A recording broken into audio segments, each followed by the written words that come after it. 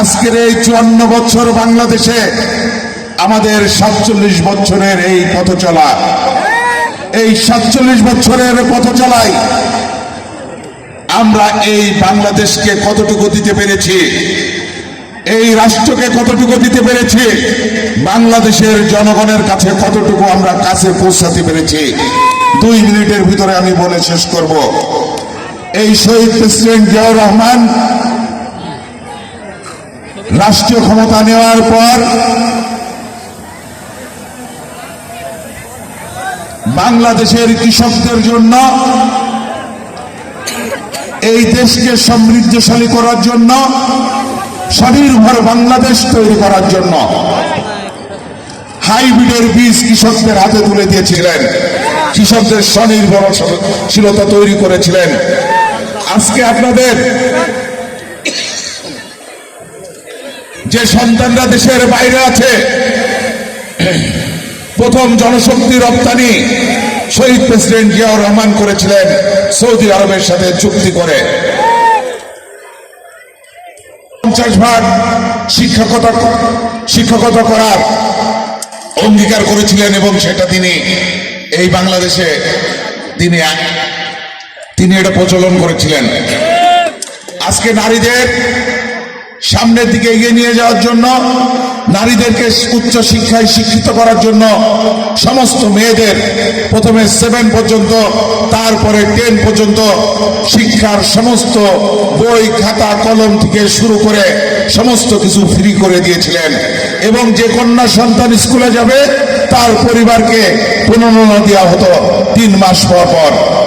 এই বাংলাদেশের নারীদেরকে শিক্ষিত করে সামনের দিকে এগিয়ে নিয়ে যাওয়ার জন্য আমাদের নেত্রী, আমাদের মা মরহুমা বেগম খালেদা জিয়া এই ব্যবস্থা করেছিলেন।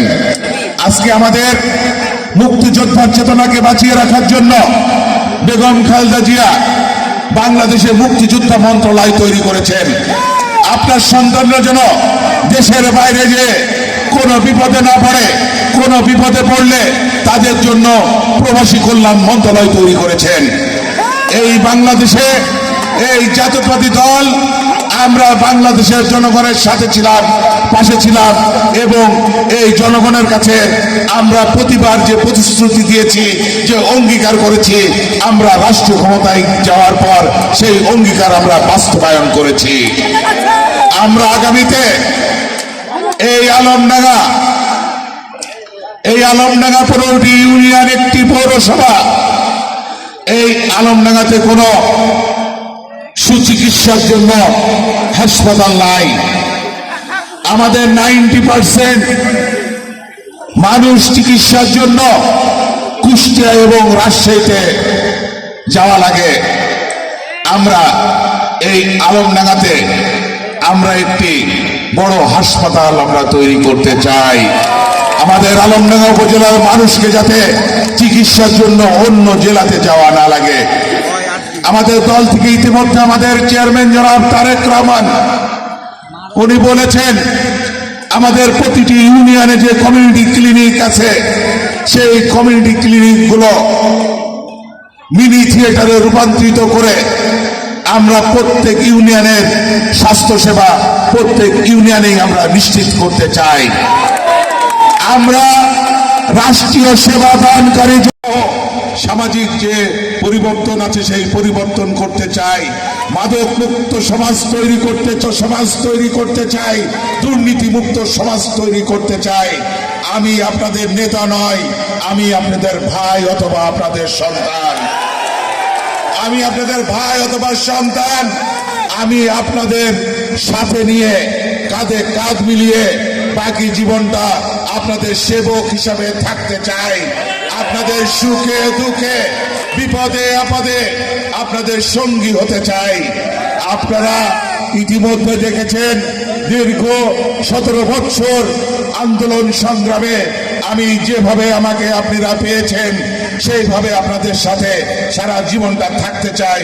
আপনারা সবাই একসাথে ঐক্যবদ্ধ হয়ে আপনারা কাঁধে কাঁধ মিলিয়ে এই 12 তারিখের জন্য আপনারা সবাই দিন রাত পরিশ্রম করে এই 5টি দিন আপনারা চেষ্টা করবেন এবং প্রতিটি ভোট একটি ধানের শীষের ভোটও যেন বাক্সের বাইরে পড়ে না থাকে। একটি ভোট মানে মনে করবেন ওই একটি ভোটের ভিতর দিয়ে আমার পরাজয় হতে পারে। সেই জন্য সর্বোচ্চ চেষ্টা গণনা করে করে বাড়ি গুনে গুনে ভোট গুনে গুনে ভোট পোল করতে হবে। যে ভোটটা যখন পোল হবে না, রেজাল্ট শিটের পরে কিন্তু আপনি আর সুযোগ পাবেন না। যখন দেখবেন যে একটা কেন্দ্রে ৮০% ভোট পোল হয়েছে, মনে করতেন যে ইস, যদি এই আর 10% ভোট পোল হতো, এখানে মনে হয় আমরা প্রথম হয়ে যেতাম। তখন আর কিন্তু কোনো উপায় থাকবে না। সেই জন্য আমরা ছোট ছোট করে আপনাদেরকে দায়িত্ব দিয়ে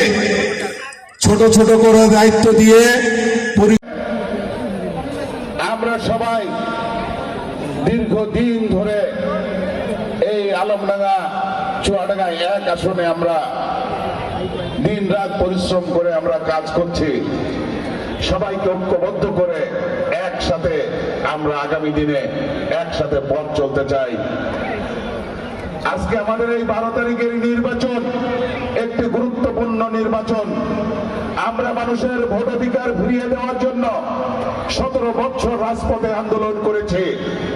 এই আন্দোলন করতে যে আমাদের অনেক সহযোদ্ধা নিহত হয়েছে, গুম হয়েছে, আমাদের নেতাকর্মী বারবার জেলে গিয়েছে, আমাদের বিভিন্ন নেতাকর্মী জেলখানায় মারা গিয়েছে। আজকে এত ত্যাগের বিনিময়ে আমাদের এই মানুষের ভোটাধিকার ফিরিয়ে দেওয়া, সেই জন্য এই নির্বাচন অত্যন্ত গুরুত্বপূর্ণ একটি নির্বাচন। আমি একটি কথা সবাইকে আমি বলতে চাই, যারা তৃণমূল থেকে এই জনসভা শুনতে এসেছেন এবং প্রত্যেক ইউনিয়নে যারা সমন্বয় কমিটির নেতৃবৃন্দ আছেন, উপজেলা বিএনপির নেতৃবৃন্দ আছেন, পৌর বিএনপির নেতৃবৃন্দ আছেন, আজকে কথাটা শুনে যাবেন, তারপরে বাড়ি যেয়ে পরিকল্পনা করবেন। আমাদের একটি অদৃশ্য শক্তির সাথে আমাদের এই ভোট যুদ্ধ। আপনি যদি এই রাত জেগে এই পরিশ্রম করে যে ভোটটা এই 17 বছর ধরে তৈরি করেছেন, এই 2.5 মাস 3 মাস পরিশ্রম করে তৈরি করেছেন, 12 তারিখে সেই ভোটটা আপনার বাক্সে আপনি আনতে পারলেন না। সেই ভোটটা বাড়িতেই পড়ে থাকলো। ভোটের পার্সেন্টেজ হয়ে গেল 60, 75, 80। ওই যে ভোটটা বাদ থাকবে সেটি হলো আপনার ভোট। যে ভোটটা বাকি থাকবে সেটি হলো আপনার ভোট। আমরা যাদের সাথে এই ভোটের যুদ্ধ নেমেছি, তারা কিন্তু 100% ভোট পোল করবে।